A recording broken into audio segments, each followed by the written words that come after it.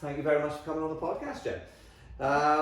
Just for people listening, like, if you want to introduce yourself and tell us all about you. Yes, I'm Gemma. I'm the founder of Vala, and Vala is an energy gel company based in Neath, and we create energy gels made from natural ingredients for endurance athletes like runners, swimmers, cyclists, even hikers and golfers do take our gels, but they're made from all natural ingredients, and just 7 ingredients. They are maple syrup, date paste, lemon juice, lime juice, matcha tea powder, Halon sea salt, and chia seeds. And so our whole ethos is being preserved and natural. Yeah, because obviously I've tried these gels as well, haven't I? So I tried them. You gave me a little sneak peek early, didn't you? I think it was back in like October, November last year for the Ultra. And I think I told you this. I tried them like later on in the race, and I love them, and also I've tried it since as well. They are amazing. So what with Vala Energy? So if you want to start with the name, actually, obviously I just found out what it means. So if you can tell people listening. Yeah. So Vala is actually a Welsh girl's name, meaning chosen. Because I really wanted athletes to have a natural choice of gel, and I really wanted to have a Welsh name as well, because I was saying to you before we started recording, I wanted to have a name that had meaning, but that didn't necessarily have a sporting connotation, that could, you know, have a little bit of anonymity. Anonymity to it. And so, I just was looking for Welsh translations of run or health, and I couldn't find anything that really resonated with me, so I started looking at baby names, and then I found Vala, and it just really clicked with me. It just looks quite graphic as well. Do you know what, I was going to say, that's interesting actually, because like I was speaking to somebody about this the other day, like choosing the name for a business, Chad actually on the last podcast, it's very difficult to choose a name for a business, isn't it? And I've never thought about that, like choosing actual like girls, well any name, like human names or things like that. I've never thought about doing it that way. Yeah, it's hard because once you've picked it, I guess it's like naming a child, which I've not done, but you make a commitment, and that is your business, and you have to look at it every day and be proud and happy with the name you've chosen. Vala, I definitely felt a connection to it, and originally it was actually going to be called Oma, O-M-A, because my partner Dan, who was the inspiration for Vala, he is a Kiwi, and Mari is Oma is the Mari translation for run. Okay. Yeah, but a lot of people started telling me that it had other meanings in other languages, and it was actually grandmother in German, and then I just sort of I went back to the drawing board and just started thinking, hang on, what do I really want my brand to be? Like, I wanted to be Welsh. I wanted to stand for being a Welsh brand, and that is what made me sort of reevaluate and then try and find a Welsh connection then. With that then, how have you found that people locally essentially have responded to your brand because it's a local Welsh brand? Because like, you know, like with the energy gels, you know what I mean, you buy them in Tesco and things like that, obviously, but like what you've done in a sense, for me, it seems like a bit, quite niche, especially because it's all natural, do you know what I mean? Because like a lot of them are just, God knows what's in them, you know, and the fact that it's local and you're doing that, I feel like, have you had a good response from people? Yes, definitely. I mean, a large part of me wanting to move back to Wales was because I know there's such a sense of community, and we are very into triathlons and also running, because we have such amazing scenery for it. And so the support locally has been amazing, and I think being so niche has worked to our advantage in a way, because people go, like, they look at the Instagram bio and they're like, wait, there's an energy gel company from Neath? That's really random, and sort of helps us build a connection, and through things like the local networking events, we've really felt a sense of, I guess, community. And I always say to people, I think, especially in an area like South Wales where everyone wants to see their local brand succeed, it becomes this collaboration over competition attitude, and we're all like, who can I introduce you to? Like, someone else is like, meet my friend, they do this. And so you just grow this network, and it sort of becomes very organic and natural, which I really loved, and that was something I wanted, because I didn't want to just start a brand that had a lot of investor backing and was really anonymous, and you don't really know anything about it, and it's so elusive. So like I'm very transparent that it is just me that works for the brand. Yeah. I am Vala's copywriter, the photographer. I do everything, and yeah, like I'm proud of us being a startup. And I think a lot of people sometimes are ashamed of the startup status, unfortunately. Like I met someone once, and he was saying that when his brand was a startup, he would make up different characters when he answered the phone to make his team seem bigger. Okay. And then he'd be like, I'll put you onto PR now, and then put on a different voice. And I was like, that's actually quite sad, because like you're hiding part of your story. And I think when you start up, people really want to help you as well. 100%, yeah, like you said there about the collaboration, you meet people will introduce you to other people and stuff when they know you're a startup, especially if you're a local company as well. I think, you know what, it's a difficult one, because sometimes it does serve a purpose to seem like you've got a bigger team, you know, rather than being a smaller company. But then, like, I think sometimes it's better, like you said, if you're just very transparent and open about your story and the fact that you are a startup. And potentially that can be part of the journey then, and customers come on that journey with you. Maybe they're more likely, because it's more of a close knitted service, if that makes sense. Yeah, definitely, because even people that will message us on Instagram, will reply, and then we start a conversation, and then they just become friends with the brand, and you feel that connection with your customers and your audience, and they don't feel like they're just buying from some faceless brand in the middle of nowhere, you know. So how long would you start Vala then? When did you actually get the idea for it? So I had the idea in September 2017. Okay. So that's was a while ago. 3 years ago. Feels like so long ago. When I was living in Australia, I met my partner Dan, and he was in the process of becoming sober. And so obviously he had a lot more time to sort of put into activities, and I don't drink anyway, so running became sort of like hangout after work, you know. And then he's actually just a naturally very good runner, and started entering half marathons and then full marathons. And during that time, he became plant-based and then sober, and just saw the benefits of eating healthily and exercising. But then he was still taking these, I guess you call them commercial energy gels, like the ones that are mostly chemicals mixed with water. They're quite runny. A lot of people get bad stomachs from them, and I am obsessive about reading the packaging and everything, and I will Google anything I don't recognize. And then I started thinking, why are you eating this? And I saw a pattern with people really saying the same thing, and I thought there's got to be something.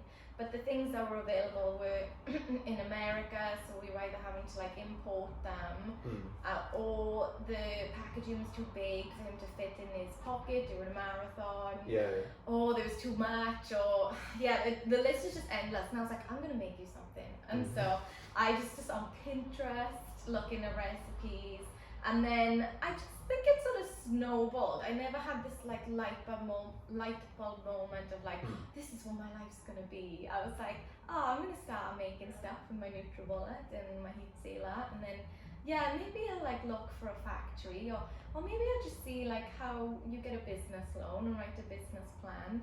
And I just started gaining momentum, and then I just thought I have to like give this a go now, you know. Like we talk about like feeling a calling and feeling like you have a purpose. I just felt like that was my purpose, to create that, really. So it was 3 years ago, and then I moved back to Wales last August, and focused on it full time, because I did not realize how much legislation goes into making a food business. And rightly so, obviously, because people are eating it. But there's so much paperwork. I had no idea about like lab tests and all these product specs and things. And so we eventually launched in June, which, you know, I had that date planned in from the December 2019, long before coronavirus even hit. And so we launched like smack bang in the middle of a global pandemic. Which is always a good time to do it. I know. I mean, who could have thought that would have happened? So that was it. So we launched in June. We've had a really amazing response so far, and it's it's crazy just to think, it's only been 3 months, but it feels like about a year already. Well, I mean, with you, with the, obviously I've had you on the Instagram for quite a while. Yeah. And there's little flies in your, for, camera can't see this, but we're just like this. Yeah, like obviously I've had the Vala Energy Instagram for like over a year now. Yeah. Actually would have been, it was about a year and a half saying that, because you did the write up, I think, from my marathon, wasn't it? And that was from like June last year, something like that. So yeah, it was quite a while ago. But obviously, like I said to you, I mean, you've been so active with it in terms of engagement with people, following like people who are respective to your business as well. I think, isn't it? And the ambassadors that you've had have been great. So they're all like local runners and local cyclists and people who would be good advocates for the brand. And I think that's worked really well, especially as you did like top tips, didn't you? Top tips from like about ultra running and top tips about stuff like that. And I found that was really good, just because it adds more character to the brand and flavour to the brand, and also it shows this insight into like these different people who have done these different things,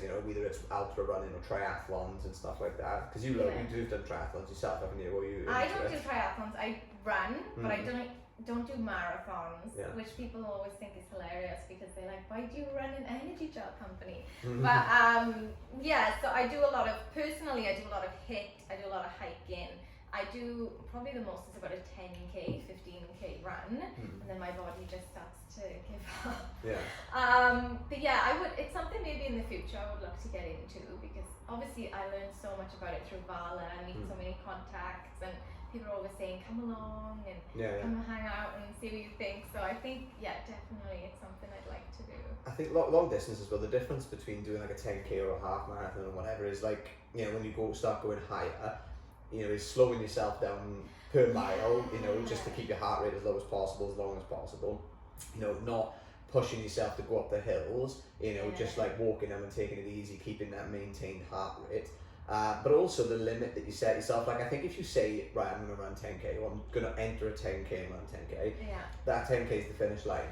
If you were to go, do you know what, I am just going to go and run, I'm just going to just do some sort of a random circuit, I'm not going to look how far it is, but you're just going to go for it. You'll probably end up, especially if you pace yourself as well, to make sure you're more you're keeping your heart rate low. You could probably do like double, even in some cases like triple what you initially thought, just by not setting that finish line. Like at that 10k, for example, just setting it a little bit further. Like, doing a half. Say, right, I'm going to do a half marathon.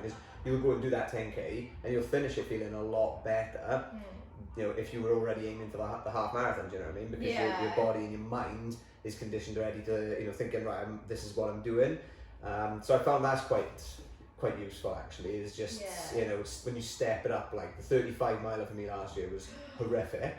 It was so horrible.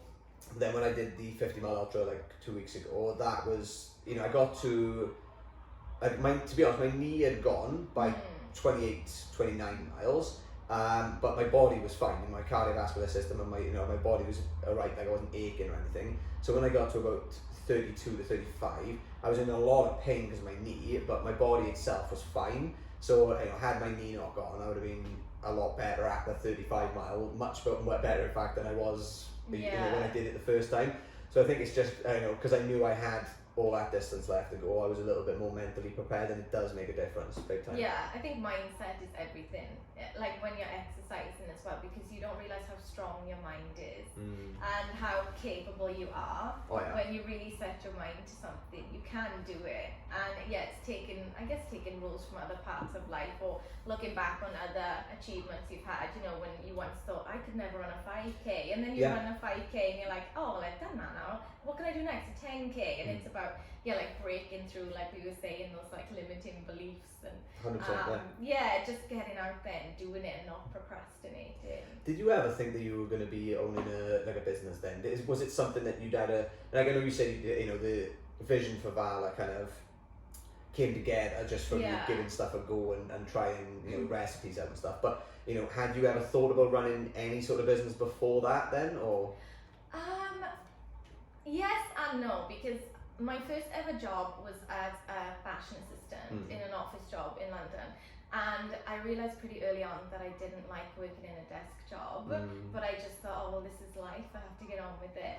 And then after 9 months, I got made redundant, and then I fell into freelancing, which is like this wonderful world of working on your own terms and then getting to work with lots of different people. And then I sort of found a happy medium for a while where I felt like I had my own control, and I felt like I wasn't just being told what I have to do every day for the rest of the year sort of thing, because I love variety. And so my job was as a designer and an art director for lots of fashion and beauty brands and different agencies. And so I sort of fell in love with the idea of working for myself there, and learned a lot of skills about like invoicing, tax, and all, you know, time management, being proactive. And then I think they sort of gave me the confidence to start my own business. Okay, yeah.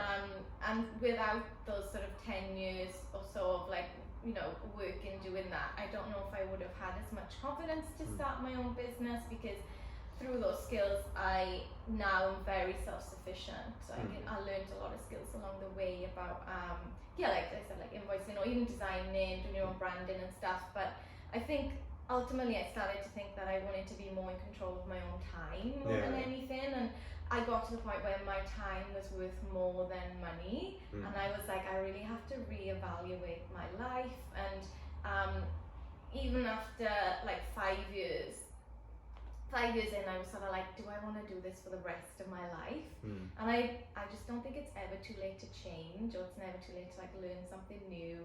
And so like even my family were like, well, if you're gonna do it, you should do it now. And now is a good time, I guess, to start a business. Everyone's really into healthy eating, quote unquote, at the moment. So yeah, I think I'd always wanted to do something that was sort of like more independent and have more autonomy over my life. And then sort of finding Vala and thinking like, oh well, I can actually do all the things I want to see in a brand myself.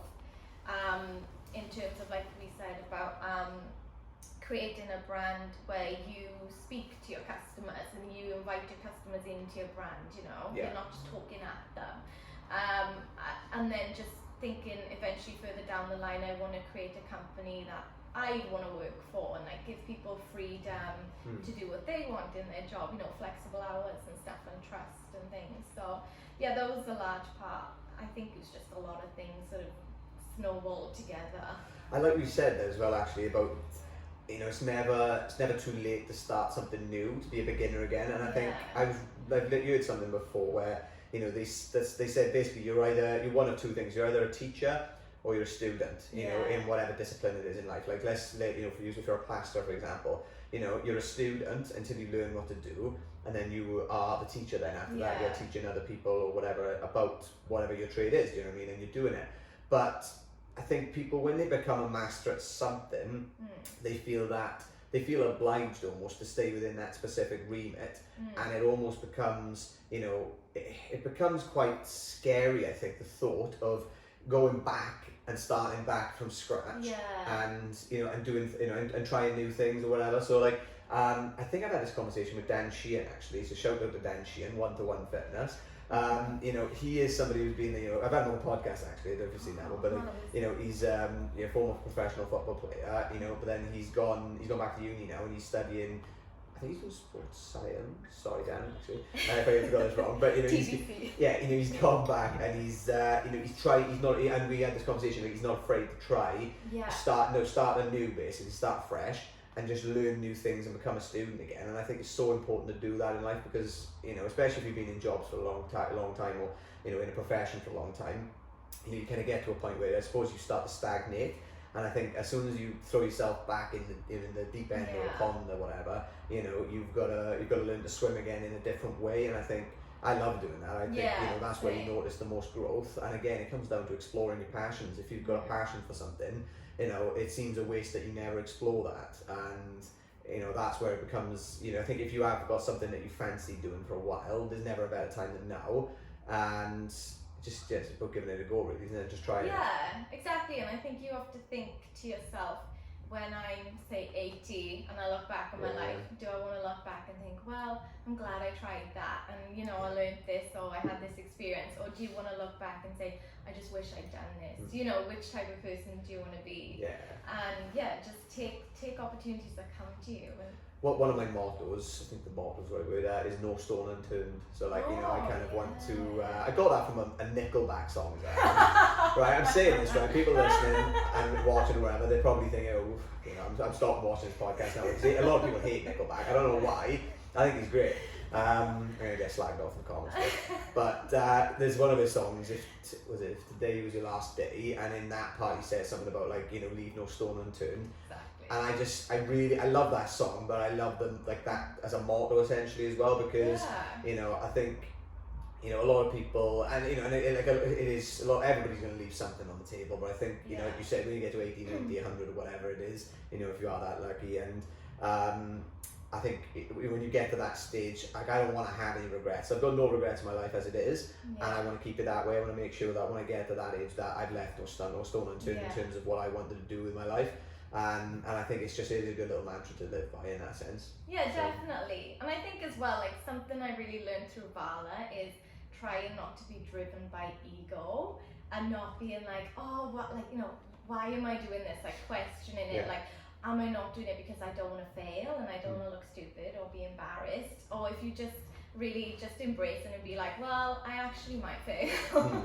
And just like, what is the worst that can happen if I do fail? Like, maybe I get embarrassed, or, you know, would I be more embarrassed to look back and think I didn't even try? Or I kept telling my friends about this idea for 5 years, and, you know, they still ask me about it and I'm still putting it off. So yeah, I think just really questioning why you're doing something, but then also just, you have to believe in yourself sometimes and just take a plunge. 100%, yeah. And I like you. Well, I'm glad you said that actually, because I was going to ask you about. Well, I know you've touched upon it already about why you started Vala, but I mean, in terms of like the, you know, the natural side of things, the natural ingredients, I think it's with your brand, you can tell that it's not about money. You know, it's not about any money, because you're so, you know, so driven with it, so focused on, you know, and like it's taken you obviously like a good amount of time to build up the profile, to get there, you know, to do the crowdfunding and get to where you are now.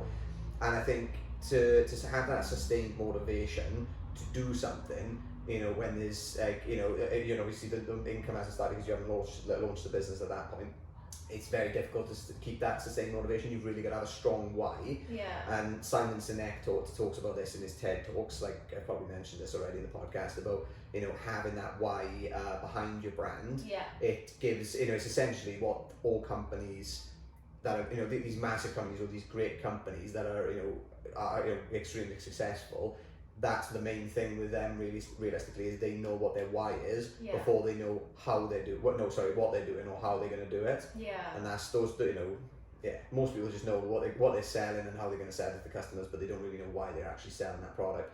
You started from the inside of the circle, the why, and worked your way out, and I think that's it's the best way to start. But in terms of the why, so like obviously you're vegan, you've told me this before. So if you want to talk a little bit about that, what can obviously when and why you went vegan, and also like how that translates into the business and how you kind of molded the two together. Definitely. Yeah. So prior to being vegan, I was vegetarian from the age of 6. Once I found out what meat was, I was just like, I don't want to eat that. I love animals too much, which sounds very like, I don't know, maybe a bit like Pollyanna, but Pollyanna, a bit like twee, you know, like. But I just never felt like a connection with eating meat, and it was never something I wanted to do. I'm from a family of meat eaters, and so vegetarian for a long time. And then when I was 23, I started finding out more about veganism and plant-based diets, and also researching plant-based, I guess like plant-based athletes. And at the time I was also like giving up, like, you know, partying a bit and just changing my priorities in life.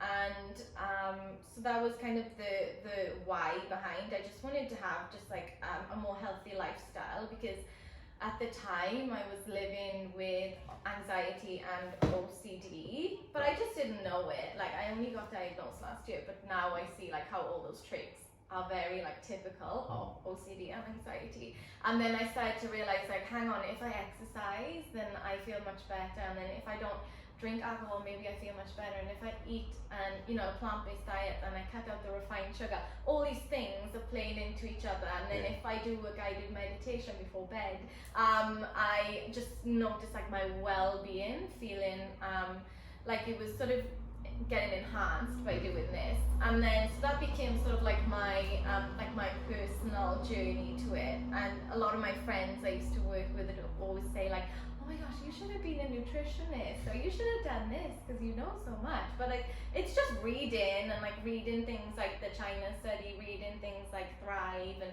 educating yourself, I suppose. And then never thought that it would actually become a business. But I think that's what happened when you start speaking stuff out loud and saying, oh, you know, maybe I'm going to retrain and become a nutritionist, or maybe I'll become a personal trainer and quit all this. And law of attraction. Yeah, it is. It's what you know, what you say comes to you, and that's just proof that you should be really careful of your thoughts and your words.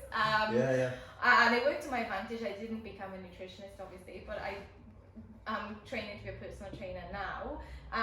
And so that's all sort of fed into Vala's ethos of having this brand that is not just a product focused brand. It's not just like you buy this thing and then it does this for you. It's like you buy this, but then I'm sure as you see through the content we produce, it's all about the lifestyle that goes around our brand. Like, we are essentially a lifestyle brand. I talk a lot about like doing meditation, or, you know, practicing, you know, 3 gratitude exercises when you're on your run tomorrow, or, you know, ways that you can switch off. Or if you don't like doing meditation, try a guided meditation. And just don't put pressure on yourself to do yoga because, you know, you think you should. Find things that you enjoy as well. Like, life is about enjoying it, and find an exercise you enjoy. You don't just run because everyone else is running. Like, you might enjoy it more.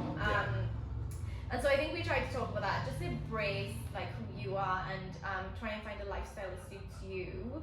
And how we can help through that is through offering a plant-based alternative, so that you don't feel like you have to be, you know, compromising on your sports nutrition, essentially. That you can still have a gel that fits within your lifestyle and that won't give you an upset stomach as much as certain other gels would. You know, that's a lot of the feedback we get, that people think that Vala is really good. Caffeine as well, I think, isn't it? That plays a big part. I mean, Stacey Farnell, who I had on the podcast, not last, but the one before, I mean, we had the conversation about that actually, because he's an ultra runner as well. And I think, you know, I was saying to him, like, I had the caffeine energy gels with me, you know, and I had a couple of those, but thankfully my stomach was alright. Like, you know, it didn't play up, but you know, you are kind of playing with fire a little bit. I think when you start taking like caffeine gels or whatever, like quite into, especially in the long runs. Yeah, exactly. You'll be running to the toilet. Well, and I think everyone's so different. That's the thing. It's finding what works for you, and like testing and doing your own training as well, because we're all completely different humans. Like, we can all tolerate different things. So yeah, I think what I wanted for Vala was to have that alternative, just for people to have the option, really. And seeing that gap in the market and thinking, well, if someone's gonna fill it, like, why shouldn't it be, you know, me? Why should it be you? Yeah, and like, do I just want to sit around and wait for someone else to do it and go like, well, I could have done that and never done anything? Something I meant to mention this earlier on as well. Actually, you mentioned when, you know, when you talk, the way you talk to clients, you're talking as if it's you. Essentially, you are the brand. You know, and you talk to customer, you know, clients and people on the Instagram and the Facebook and stuff. You know, at a level, you know, you don't talk to them or talk like a robot. You're speaking as you are.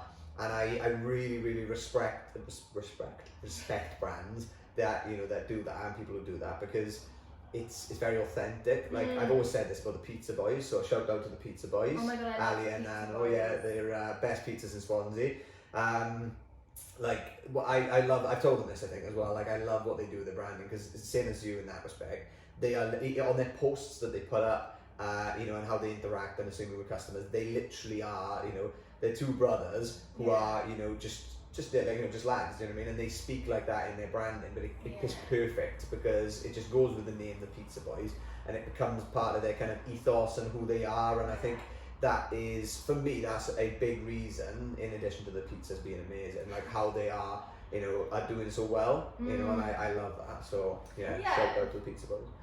Having a human connection as well, just like helping people realize you are just like them, just because you run a business, you are still a human. Yeah. People respond to it a lot better these days because we're all I don't want to say bored maybe, but we're almost numb to corporate like branding and stuff, and I think that's why a lot of people then when they see a brand which is doing well on a local basis, and putting themselves out there and trying to make something, that people are really responsive to it and want to help you.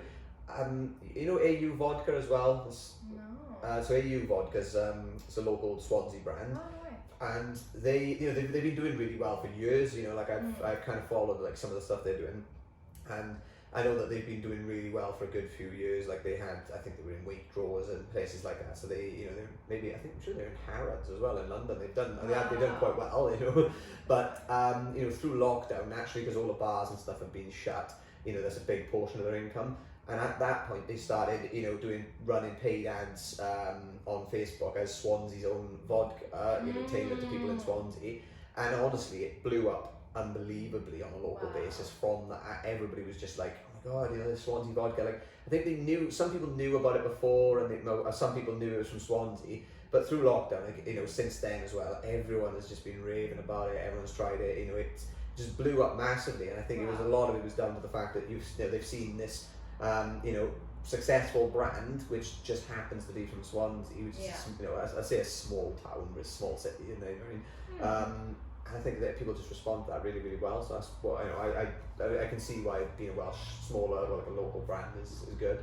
Yeah, definitely. And like my sister and I were having this conversation yesterday, saying that there seems to have been a massive shift in focus to people supporting local now, especially in the last, I think, 5 years. Like, you see brands like The Secret and how popular that is, and so many independent businesses, and then through events like Business and Vital, Girl Boss Club, you start meeting other businesses, and you just don't realize how many local businesses there are. Like, pretty much anything you want now you could buy from a local business, and it's so nice to know that that's being reinvested into someone you actually know who they are. You could like speak to them, and it's going back into your local economy, and I think that's very rewarding as well. Emily's coming on the podcast this week, actually. Emily Fender. I think we're doing it on Wednesday, so that'll be released for the people listening and watching. It might be like maybe Friday or Saturday, but I'll keep you posted anyway on social media. She is another one that is killing it on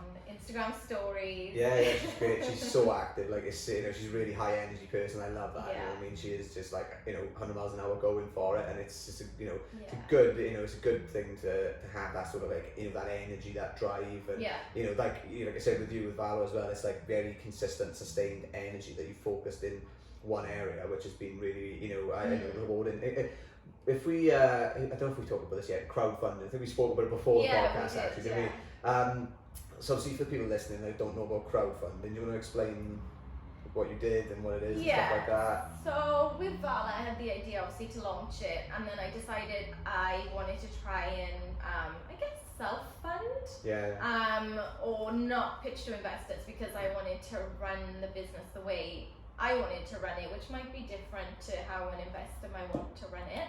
And so I was looking for alternative forms of funding, and then a lot of people were saying you should do crowdfunding, and I was like, maybe I should. So I spoke to my friend Rich Emmett, who is a great triathlon coach, and he was like, I know all these people, like, let's film a video for it. I've got a friend that does drones, and it became this like epic feature that went on for like 4 minutes with like all these different locations and shots, which looking back is like quite hilarious. But yes, I was like, I'm gonna film a video, I'm gonna put it all on Kickstarter, and like the minute I clicked launch, they were like, you've been denied because we don't accept energy products. And I was like, oh my gosh, what am I gonna do? And obviously I came to your event as well, and I was like looking at the different kind of platforms, and I was like, right, I'm just gonna have to go on Indiegogo and hope for the best. And but the benefit to Indiegogo is that even if you don't reach your target, you still keep all of the funds. With Kickstarter, you have to match or exceed, otherwise you don't get anything. Which is quite sad, really. So I put on Indiegogo, and then the goal was to do about 5, I think, 5 rounds. But for everything I needed 15, so I was like, should I put 15? And I was like, I'm just gonna do it, because it goes back to that thing of like, I'm not gonna let my ego try and like run this show for me. And even if it doesn't reach 15, I have to live with that. Like, I just have to be comfortable with the fact that I have to find funding elsewhere and whatever.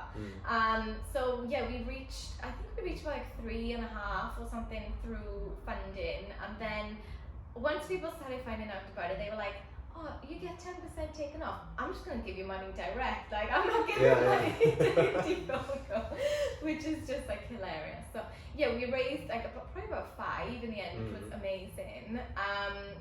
And I learned a lot of lessons doing that. It was just a really good PR exercise as well, in a way. Really good chance to make a brand video as well and raise awareness. And then as a result of that, we had obviously funds to get a head start, and then I ended up getting further funding from Development Bank Wales, which helped me to get Vala off the ground, and they were so amazing. So yeah, I think it's a bit challenging. It's a lot of time as well to do a Kickstarter type campaign. That's what I wanted to ask about, actually, because like obviously I've known about crowdfunding and some of the different platforms, but I've never actually been through the process of doing it myself. So again, I didn't really know, how long it would take, but I know that, it's essentially like, you are running a campaign, and it's just not like you're not applying for a bank loan, you put in the application and then you get it or you don't. It is like you have got to promote it yourself, and you've got to really sell it to people. But like, the reason I wanted to ask you about that is just because I know there's potentially going to be people listening who are, either in the process of setting up or want to start a business, or maybe already have one. And again, like, funding is probably it's one of the main issues, one of the main barriers for people who want to start a business. They're thinking, well, where can I get the funds from, and stuff like that. And the experience that I've had when I've set a business is like, I haven't had a penny in my pocket to start a business, but when you actually run at it as though you've already got the money and you already know in your head what you want to do, and you keep on pushing, it's almost like magic. Do you know what I mean? The money somehow just it doesn't appear as such, but it does. Do you know what I mean? It's almost like somebody will say, oh well, actually I've got a couple of grand in the bank, I'm looking to invest into something. Amazing. Or you'll, I don't know, go to a business advisor and they'll say, oh, actually you can put in for this loan, or you'll like with the first business, we pieced it together from a few different sources. Like I had some from my mother, my father took a loan out and stuff like that for me, and I was like, oh my god, it's crazy. It's crazy. Like, we just somehow got this funding, and then we had a grant which paid everybody off. So it's just it's I think like funding, it seems to be the main barrier that people put in front of themselves, but like you said, it's just about just running at it, and also naturally it's going to take a bit of time, but like crowdfunding can be an option sometimes as well. And 10% is quite steep, actually, I think, isn't it? It is quite a lot platform. If you're raised in a fair amount of money to give that. But it was a good platform to use, but like you said, I think that's the scary part, when you have an idea for a business and then you start getting quotes and you think, oh my gosh, I don't know actually how I'm going to pay for this. And then you start to feel like, am I just going to give up? Then, like, you have 2 options, don't you? You can just call it a day and be like, well, I don't want to take the risk and get a business loan. Or you can be like, I'm just going to get it and see what happens and keep chipping away. Because there was another incident where I already had one business loan when I was living in London, and I could have reapplied, but they had certain loopholes that meant I couldn't reapply. So then I was literally like, this might not be a reality. I had everything booked in, and I was like, I don't know how I'm gonna get the funding. Like, do I just have to take out a personal loan? Like, it's so scary, and I think it's something that nobody really speaks about. People just see like the shiny Instagram posts, and they think, oh, that's great, you're winning a life, you've got some nice pictures on Instagram, and you've got some people using your product, but like, the back end of running a business is something that people overlook in favor of the more, the more glossy, like headlines that seem more fun, like, oh, we had our product in a magazine, or we did this and someone used our product. But there's a lot of there's a lot of mindset work that goes into the backside, like the back end of it, and challenges you have to overcome, and all these things. Like you said, you just have to like keep like pushing away and being like, I'm gonna do this. And I remember once I was listening to something and it said, challenges are an opportunity to reveal your true character. And I was like, that's a very good quote. And I was like stuck on my computer. Those little sticky notes everywhere. Exactly, like one day I'm just like, I needed that today. It's like what you said there about the shiny Instagram and things, or the shiny, like, the titles the headlines that people want for business. Like I've met people who want to set up, for example, like let's clothing brand, right? Like, so a few people, because I used to own the shop before Vala Gemma, and I used to have people who would approach me about, they say they want to set up a clothing brand and stuff, so they've kind of just naturally gravitated to me and asked me about it. Not that I've set one up myself, but it was just I seemed like the right person to speak to, obviously, to a few people. So they messaged me, and they'd be, some of them might say like, this isn't an exact example, but they might say something along the lines of like, oh well, I've got the Instagram account, I'm going to build up the following, I'm going to or pay for followers and this and that or whatever, just to try and I'm like, it's not, that's not a brand, you know what I mean? You need to, a brand's not just a logo either, logo is branding, but a brand is like, who your customers are, and how you what market segment you're going into, and how you're going to kind of, how you're going to reach those customers, what they're going to think of your brand and your company and stuff. There's so many things which feed into a brand, rather than just the logo and the color of your, the type of font that you've got and the coloring. They're all good things to do, as part of the branding process. But I think it's just, so many people think that they've got like a successful, or it'll look like they've got a successful brand if they've got 10,000 plus followers on Instagram. And that's just not the case. Like I know a couple of people who've had Instagram accounts with like 80 to 100,000 followers. Most of them organic, but some paid for, I think.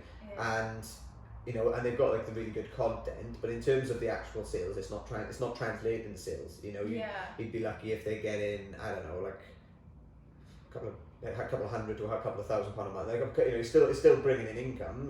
But it's like, respective of the of the amount of money they're pumping into advertising, the amount of money and the actual following that they've got, and the money that you'd think they'd be earning, it's nowhere near it. But they've got that kind of portrayal. Then they portray that in a certain way just because of the amount of following they've got. So I think it's important to realise with starting a brand, it's not all about the Instagram and building up a following.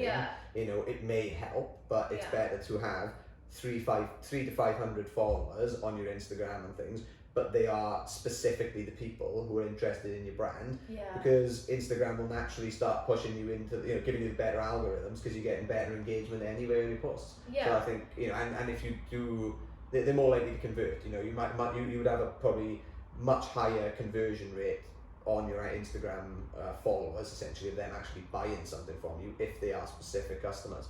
So, definitely. I think like having, for us, definitely the right customers, sorry. I know what you mean. And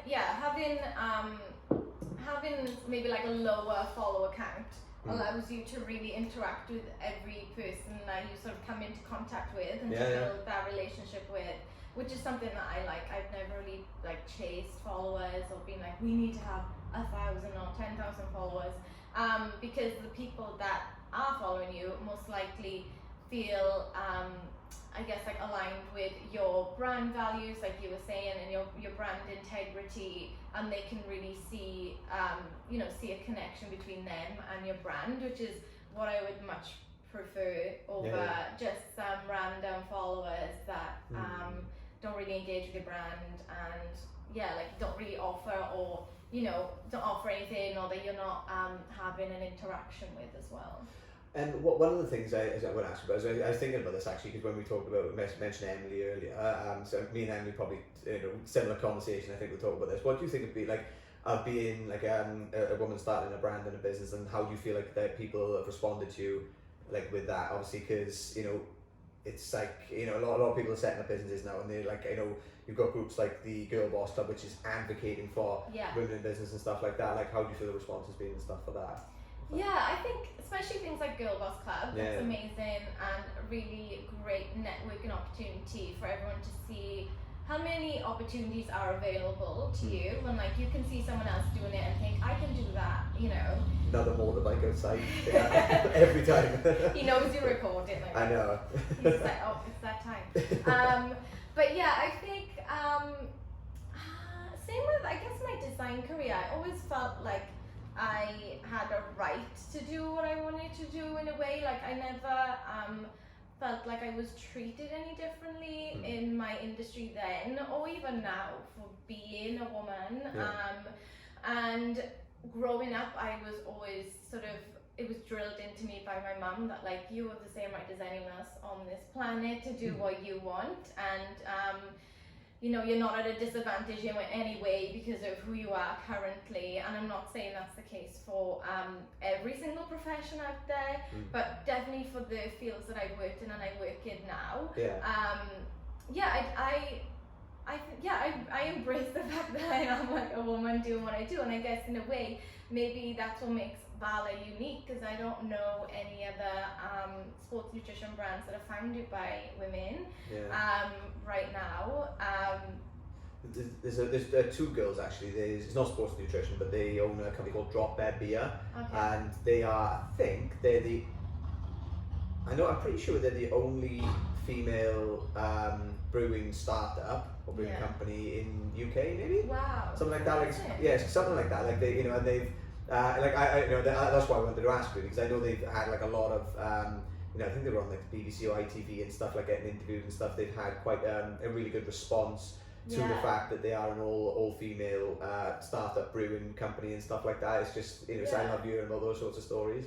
Yeah, I think especially being a woman, women are known definitely for being more maybe like emotional, and I think that or having kind of more empathy in situations, and I think that can really add to your qualities as being a business leader and a business owner. That maybe if someone had founded Vala exactly the same way, they wouldn't have such an emphasis on, you know, like thinking about your emotional well-being or feeling so I guess open about it, or you know, feeling that is a platform where you can talk about it, and that it's necessary to talk about it as well, because as I mentioned, like in the past, having things like anxiety and OCD, I think that is another purpose of Val, is to really speak about mental health awareness, and that's something that Emily from Girl Boss Club and I really connect over, because I know she's a mental health nurse, and I think really speaking about that openly, I've seen so many people really respond to that, and especially men as well, like, which typically, you know, people say men's mental health is never spoken about as openly, and so if we can use Vala as an opportunity to encourage sort of open dialogue about that as well, then that's an incredible opportunity. And if that is some indirect result of me being a woman owning a business, I don't know if it is, then like I'm more for it. But I'm just for like anyone starting a business really. I think it takes a lot of work and a lot of a lot of grafting, a lot of guts, a lot of like late nights, overcoming self-doubts and things, and so What would you say then to somebody who like who's listening and watching now, in terms of like what if they wanted to start a business, or if they're in the process of starting a business, kind of what would be your like one or two main lessons that you would say, you know, the little messages that you'd want to give to them essentially? I would say, I think you really need to test your market first and really find out why you want to do it, like what is your driver for wanting to do it. Do some market research, and even if you don't intend on ever getting a business loan, just download a business plan template from somewhere and just fill it out, because it really forces you to ask questions that you might think you already know the answer to. Like the first loan I ever applied for my business, I was like, oh, this is going to be so easy, and then it ended up taking me weeks to fill out, because I just started researching and go on Google Trends and see like how are people responding to the thing, you know, the area you want to step into. So that's what I'd say, like do a lot of background research, and also as much as I think it's great to be like, you know, oh, I'm just gonna jump in feet first, like you have to be prepared, and you have to I think it's good to like kind of do it alongside another job at the same time, and while you're testing the waters, and to kind of find your feet a little bit and then slowly transition into it, because maybe if you just put all your eggs in that basket, you might feel a bit pressured to be making decisions you don't necessarily want to be making. Like I may have felt pressure to take investment if I hadn't have waited and tried to save up a bit of money. So that I'd mainly say that, and also I would say try and find a mentor. I've spoken about this before. Or maybe try and find a networking group where you find like a mastermind within that, you know, you form your own mini mastermind with other people that are on your wavelength, and that really empower you to follow your dreams. But I think for me, definitely like starting a food business, as I said, it's really highly legislated, and having my mentor who's already done all that before was amazing. And she is really expensive, but I was strategic because she came with my first loan. Like I got mentorship, so I was like, right, if I'm strategic about this and I get a loan out, then I can request her as a mentor, which you're not really supposed to do, but I was cheeky and I asked. So I think just like try and be creative with the way you can ask people to mentor you, and even if they don't realize they're being a mentor, like and just be cheeky in business in general. I think, don't be afraid to ask. Like a lot of people never ask, you know, just they don't they want something but they won't actually ask because they feel like the answer's already going to be no. And you know, I think it's just about putting it out there and just keeping on trying, isn't it? Yeah, like you don't ask, you don't get. And like most people do want to help at the end of the day. Like we said, people love to see other people succeed, and if they can be a part of that, or if they feel like they can, you know, root for you, that's really amazing. And I think just as a consumer, I love to see other brands do well, you know, or to help other people. So it's lovely to see that come some full circle in a way. And just lastly, before we finish up, what I was going to I give you a bit of pre-warning for this question, didn't I, just beforehand, because I know it is a catches people by surprise sometimes. But what would you like to see changed in the world? Like, what kind of idea do you think could be implemented, or what would you like to see that would potentially benefit other people or the world? You know. I talk about this a lot personally, but I would really like to see definitely more mental health awareness. Like that's just a massive thing for me, and maybe more awareness around how nutrition can really heal your body, how food can be your medicine at the end of the day. I think those are like two of the biggest passions for me, that sometimes I feel frustrated that people sometimes just think, oh, we'll just give you something and then that'll go away. And through realizing like it's not always about putting a plaster on a situation, it's about getting to the root cause of it, and whether that's through something like therapy or meditation or your diet or exercise. That's like the message. I guess that I'm passionate about it and I want to see change, because it's like it goes into being the ethos behind Vala. Like that's why I created it, in a way, to have that change and to really help to be a part of that movement, which someone like Emily is really a part of as well, speaking about. So I think it's a big, like I know exactly what you mean in terms of like, it's somebody's got a headache, they take paracetamol a lot of the time, rather than, you know, thinking, have I drank enough water, have I been drinking too much coffee, you know, when's the last time I've eaten in general, or had some fruit, you know, have I been out in the sun or had some fresh air today, have I been in front of a screen for too long, you know, instead of looking for that, you know, for that cause, like that what's actually caused it, the root cause, you know, you just kind of think for the quick fix, or you just try to cover it up, like you said, you know, you almost put in and not like a metaphorical plaster over the situation, rather than figuring out what the root cause. And I think I'd love to see more stuff about that, like nutritional education, and also just helping people realize that there's other ways to look at doing things and dealing with problems than covering it up almost. You know, whether it is like I said with paracetamol, or in a physical sense as well.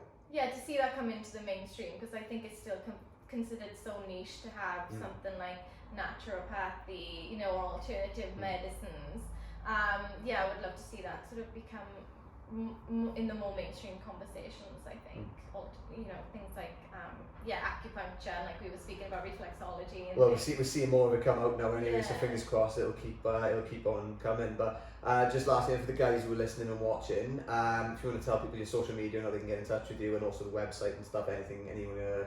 Yeah, so our website is valaenergy.com, VALA, and we're at Vala Energy on all of the handles, but mostly Instagram. Yeah, Instagram. I think that's everybody's favourite these days, isn't it? So no, definitely. Awesome. I'll put it in the comments and stuff anyway for people to get in touch with you. But thank you very much for coming on the podcast. Thank you so much. No problem. So fun. Cheers, guys.